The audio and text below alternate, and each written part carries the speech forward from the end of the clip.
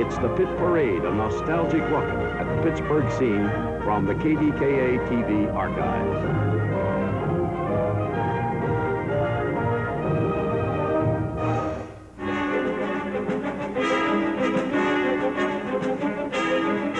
Pittsburgh was getting the point this week in 1953, as in Point State Park. Now that the Gateway complex was in place, the city skyline, as we know it, was really starting to take shape. Gone with the old Wabash building, the Follansbee Steel building. Gone to make way to the gold mine of the Golden Triangle, the Point.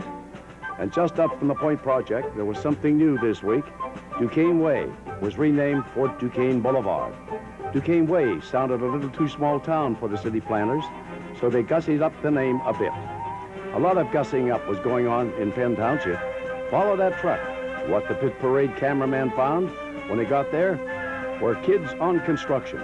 Everyone involved in building this manse for the Universal United Presbyterian Church was under the age of 18, and there were even a half a dozen girls wielding picks and shovels.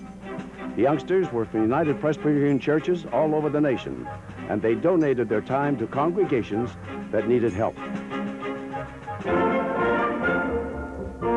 The Pittsburgh Steelers figured their quarterbacks needed some help getting their throwing arms warmed up for the season ahead. So the first group of big, brawny Steelers left for training camp at St. Bonaventure's in Olean, New York. There you see Jimmy Finks, Jack Butler, center Bill Walsh, and Dick Hensley, trying to fit their bulk in the car for the long drive. Full training camp was still a week away, and it gave the Steelers only 2 weeks to whip the team into shape for the first 1953 exhibition game against the Chicago Bears. No Bears, but plenty of Lions and Tigers had taken over Pittsburgh's Forbes Field this week. A police circus had invaded the ballpark, and some of these big cats looked pretty mean. Check that. All of those babies looked pretty mean. The circus crew was a sight to see, setting up the circus in record time. Look at the roustabouts, all hitting the 10th spike in unison. Their rhythm, their aim was perfect. And here's some rare footage. Remember these two American heroes? These are two of the mortal men of baseball seen together. The great Cy Young and Pittsburgh's own great, the Flying Dutchman, Honus Wagner.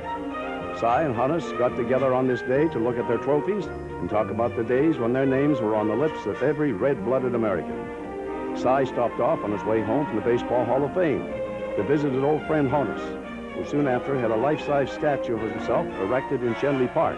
It still stands at Three River Stadium. We were tipping our caps to sports legends the week of July the 31st, 1953.